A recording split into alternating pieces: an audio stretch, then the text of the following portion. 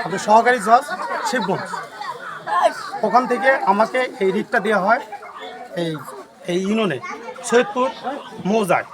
এখানে আসা হয় এই আজকের এই মামলায় 18 নম্বর বিবাদী, উনি এই মামলাতে ডিগ্রি পায় 350।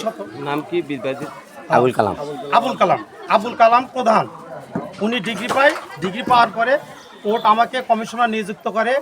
আমি সেই আলোকে এখানে ঢুলি সহ আমিন সহ নিয়ে এসে জমি মাপজুপ করে ওনাদের যেটা দখল 3.5 শতক জমি যেভাবে বলা আছে কোর্টের যে ইনস্ট্রাকশন দেওয়া আছে সেই মোতাবেক এখানে আমি ওনাকে দখল বুঝাই দিই। আপনি কি দখল জমি বুঝতে পেলেন? আমি আমার জমি বুঝে পাইছি। কত বছর পর মামলা এই জমি বুঝে পেলেন? এটা 3 সালের মামলা ছিল। 2003 সালের মামলা ছিল। এই মামলাটা অনেক দিন হলো। এরপরে আজকের যে মামলা, এই মামলা আবার নতুন একটা নাম্বার হয়, মানে ডিগ্রি জারিতে আবার নতুন করে নাম্বার হয়। সেই মামলা হলো 8/25। এই আপনারা নিয়ে লিখে রাখেন 8/25, আপনারা খুঁজে পান না। এই মামলাতে ডিগ্রি জারিতে মামলা, আমরা ওনাকে দখলটা বুঝাইতে গেলাম। এই আমার বক্তব্য। আর এখানে যারা এই আমার বক্তব্য 70 বছর আগে আমরা দখলে পাই নাই।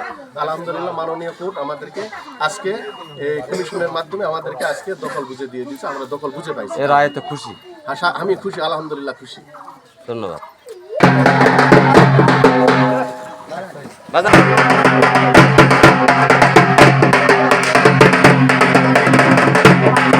শিখগঞ্জের পিরপের ভাটরা থেকে আনোয়ার হোসেন।